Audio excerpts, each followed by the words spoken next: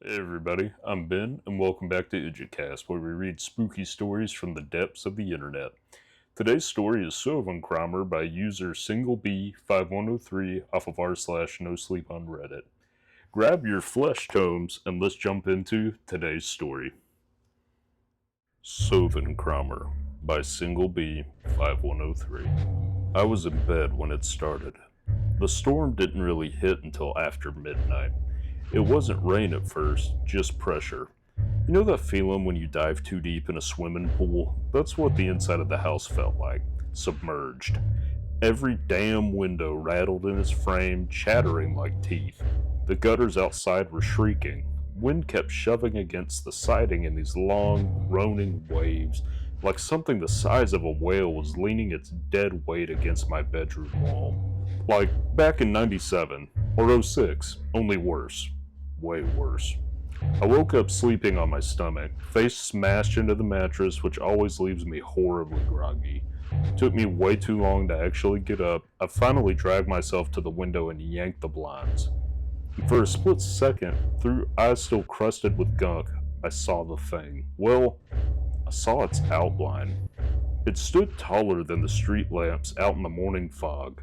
Its shoulders hunched way forward, and it had these two impossibly long arms. They just dangled freely, like a pair of grotesque earrings swinging from a deformed head, the hands completely eaten up by the mist.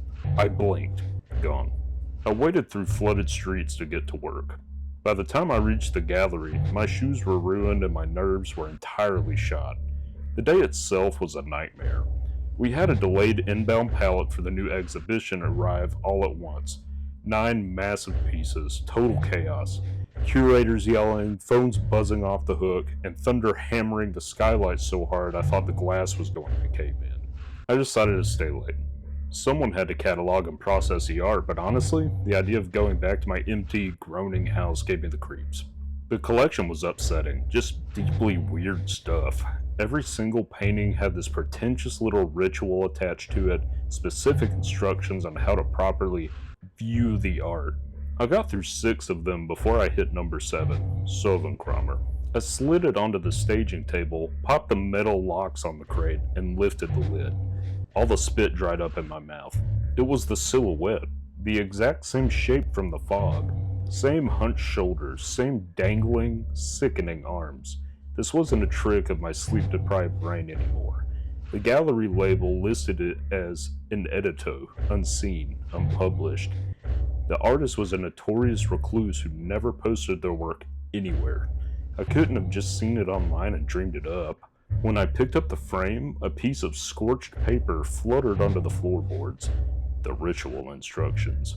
I should have left it right there. I should have walked out of the building. But you know that intrusive thought you get when you stand on a high ledge? The one that tells you to jump? It felt like that. A sick, magnetic pull. My hands were visibly shaking, but I wrapped my arms around my own chest, hugged myself tight, and read the charred Danish words out loud. Undergagens herald kan til den jord og opslag mig for comment. I held my breath, waited. Nothing. Obviously, nothing. I let out this pathetic, breathy laugh. The sheer stupidity of standing in an empty room, chanting at a canvas, completely broke the tension. I felt like an idiot. Just a tired, stressed out idiot letting bad weather and creepy art get to my head. I locked up, went home, and crashed. I didn't eat, didn't shower. I just collapsed onto my mattress in my work clothes and blacked out. Until I woke up freezing, shaking so hard I bit my tongue. The storm was still tearing at the house, way louder now. Rain hit the roof like buckshot. The pipes inside the plaster clicked and moaned. Somewhere down the street, metal was scraping against concrete, this awful, high-pitched squeal cutting right through the thunder. But under all that noise, there was this pressure. It felt like I was buried under a yard of wet cement. I tried to lift my hands, couldn't. Then I felt them. They weren't hands. They were arms. Long, impossibly, freakishly long arms. They were wrapped completely around me from behind, crossing over my rib cage and stomach like seatbelts pulled way too tight. The skin pressing against my neck felt damp and freezing, pulled taut over something that felt like knotted wood. I heard my ribs groan before my brain even registered the pain. A slow, deliberate squeeze, then another. The mattress sank deeper. Something hot, metallic smelling gushed out of my nose, soaking right into my pillowcase. I managed to crank my neck just an inch, caught a blur of it standing right over the bed. Its shoulders were jammed up against the ceiling drywall, but those endless arms were still winding tighter around my chest. My spine snapped. It was a wet, heavy pop that completely drowned out the storm outside. And through the static whining in my ears, through the thick, bubbly sounds backing up in my throat, I heard it. It was breathing, softly, right above my head, almost affectionately, like a lover trying to pull me closer.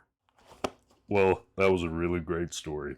I really enjoyed how the creature almost seemed like it was doing him a kindness in a way, or maybe in your final moments, it makes you feel like you're in a lover's embrace or a friend's embrace as it takes you. But I really enjoyed that. Thanks again to SingleB5103 for allowing me to share that with you all. If you want to read it again, it's going to be in the description down below. Other than that, I hope you enjoyed today's video, and I'll see you in the next one. Have a good one. Bye.